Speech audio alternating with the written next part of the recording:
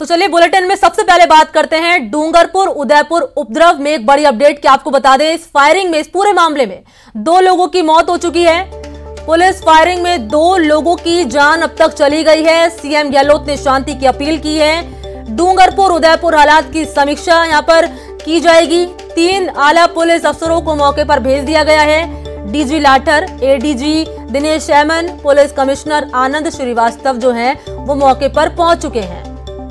तो बड़ी अपडेट आपको बता रहे हैं किस तरीके से हालात इस पूरे मामले में बेकाबू होते जा रहे हैं। तो वैसे में जहां एक तरफ सीएम गहलोत ने शांति की अपील की है तो वहीं हालातों को काबू में करने के लिए 3 आला पुलिस अफसरों को मौके पर भेज दिया गया है। तो इसी खबर पर ज्यादा जानकारी के साथ न्यूज 18 संवाददाता कपिल मेरे साथ सीधा फोन लाइन पर जुड़ गए। कपिल, क्या जानकारी मिल रही है? क्योंकि जिस तरीके से हालात बेकाबू होते जा रहे हैं तो ऐसे में 3 आला पुलिस अफसरों को मौके पर भेजा गया है। तो अब आगे क्या मान लिया जाए कि हालात काबू में हो जाएंगे? अब देखिए, मैं सबसे पहले ये स्पष्ट कर दूं कि फायरिंग में अभी तक एक व्यक्ति की मौत की पुष्टि हुई है।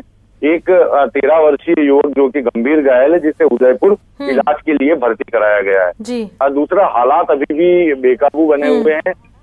जो मोतली मोड़ है उस पर, जो कि मुख्य प्रदर्शन का केंद्र है, उसके बाद में पिछले 2 दिनों से उदयपुर जिले के खेरवाड़ा कस्बे में भी उपद्रवियों ने आतंक मचाया हुआ है और बीती रात भी करीब आधे कस्बे पर उपद्रवियों ने कब्जा कर लिया था और जमकर आगजनी, तोड़फोड़ और लूटपाट की घटनाओं को अंजाम दिया था। तो स्थिति नियंत्रण में लाने की पूरी कोशिश की जा रही है, लेकिन लगातार यहाँ पर मामला बिगड़ता जा रहा है। और अब जब फायरिंग में एक व्यक्ति की मौत की सूचना सामने आ रही है तो माहौल और ज्यादा खराब होने के चांस है।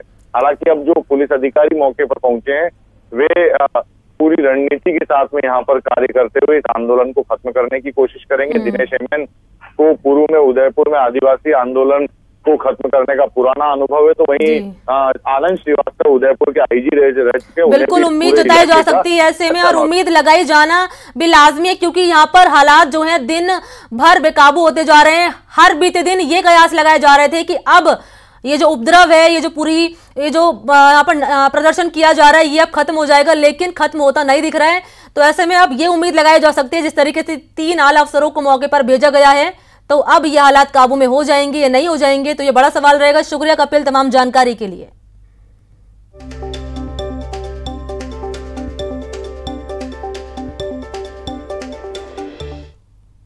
तो चलिए अब बात करते हैं JEE एडवांस परीक्षा की। यह परीक्षा थोड़ी देर में शुरू हो जाएगी। 212 शहरों के 1150 केंद्रों पर यह परीक्षा जो है शुरू हो जाएगी। 2 पारियों में परीक्षा आयोजित की जाएगी। सुबह 9 से 12 बजे तक पहली पारी की परीक्षा होगी, तो वहीं 2:30 से 5:30 बजे तक दूसरी पारी की परीक्षा आयोजित की जाएगी। आपको बता दें करीब 1,60,000 परीक्षार्थी इसमें शामिल होंगे। तो परीक्षाओं का दौर फिर से शुरू हो गया है। JEE एडवांस की आज परीक्षा होगी। थोड़ी देर में यह परीक्षा शुरू हो जाएगी। तो इसी खबर पर ज्यादा जानकारी के साथ जयपुर से मेरे साथ सहयोगी महेश दादीच, तो वहीं कोटा से अरविंद सीधा मेरे साथ लाइव जुड़ गए हैं। सबसे पहले मैं महेश आपके पास आऊंगी। ये बताइए क्या तस्वीर देखने को मिल रही है, क्योंकि कोरोना काल चल रहा है, सबसे महत्वपूर्ण सवाल, तो क्या तैयारियां की गई हैं सुरक्षा के लिहाज से छात्रों के लिए?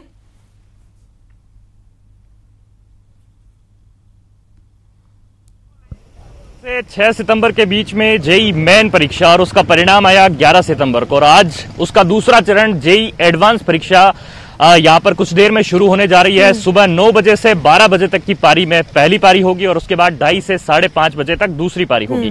पहली पारी के लिए जो परीक्षा केंद्र में प्रवेश है वो सुबह 7 बजे से दिए जा रहे हैं, इसलिए अभी बाहर अभ्यर्थियों की संख्या बेहद कम है, लेकिन जो बाहर अभिभावक खड़े हुए हैं उनको आप तस्वीरों में देख सकते हैं। महत्वपूर्ण और देश की सबसे कठिन परीक्षाओं में इसे गिना जाता है। प्रतिष्ठित परीक्षा है क्योंकि इससे देश के 23 IIT संस्थानों में दाखिले हो सकेंगे। जो 1,60,000 अभ्यर्थी JEE मेन के जरिए जो JEE एडवांस तक पहुंचे हैं, उनमें से महज 11,000 सीटों पर जो अभ्यर्थी हैं वो अपनी जगह बना पाएंगे, और उसके लिए ये जो होड़ है और ये जो जद्दोजहद है वो देखने को मिलेगी। इसी के साथ में जो अगर हम बात करते हैं पूरे देश भर की, तो 212 शहरों में ये परीक्षा हो रही है। 1150 परीक्षा केंद्र हैं। जयपुर की बात करते हैं 9 परीक्षा केंद्रों पर जो है 15 परीक्षा केंद्रों पर 9 शहरों में यहाँ पर राजस्थान में परीक्षा आयोजित हो रही है। राजस्थान में करीब 30,000 अभ्यर्थी हैं जो ये परीक्षा यहाँ पर दे रहे हैं। अभी आप देख सकते हैं कि इन्हें पूरा कोविड-19 की गाइडलाइन के साथ में जो तमाम विद्यार्थी अभिभावक जो भी पहुंच रहे हैं वो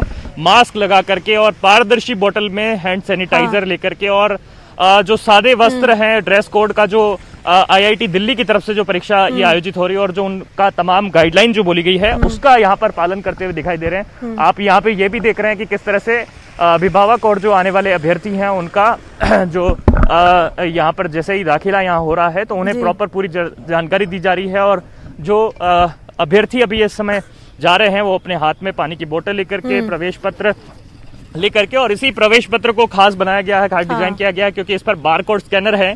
और इसी के जरिए पहली बार ये व्यवस्था की गई कि बारकोड स्कैन के जरिए ये स्कैन करके ही एंट्री दी जाएगी ताकि मुन्ना भाइयों पर जो नकल करने वाले अभ्यर्थी हैं उन पर लगाम कसी जा सके। तो तमाम सुरक्षा के बंदोबस्त और तमाम एहतियात के साथ में जो ये परीक्षा का आयोजन है वो यहाँ पर अब कुछ ही देर बाद में शुरू होने वाला है। जी अर्जुन, मैं आपसे जानना चाहूंगी, यही सवाल मेरा आपसे रहेगा सीधे तौर पर, क्योंकि जयपुर के बाद सबसे ज्यादा केसेस अगर बात की जाए तो कोटा भी कहीं दूर नहीं है। कोटा में भी बहुत केसेस सामने आ चुके हैं कोरोना के। तो यहाँ पर अगर बात की जाए सुरक्षा के लिहाज से तो क्या इंतजाम किए गए हैं, चाहे वो सेंटर के बाहर हो चाहे सेंटर के अंदर हो, तो क्या इंतजाम किए गए हैं?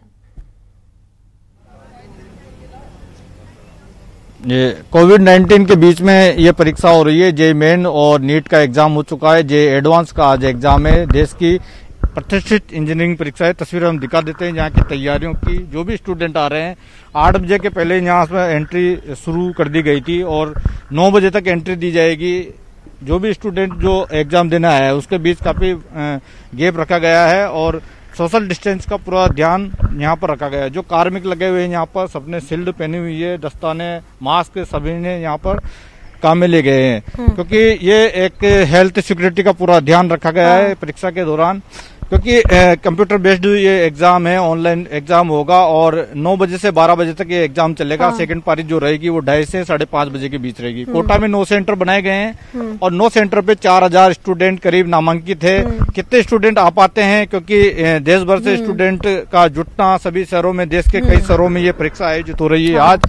और कोटा पूरे देश में जाना जाता है कि इंजीनियरिंग और मेडिकल जो एंट्रेंस एग्जाम होते हैं तो वहाँ की उस परीक्षा की तैयारी कोटा शहर करवाता है। देश में इसका नाम है इस शहर का और बड़े संख्या में स्टूडेंट यहाँ पर अपना भविष्य संवारने आते हैं और यहाँ से उनकी पहुंच शुरू होती है।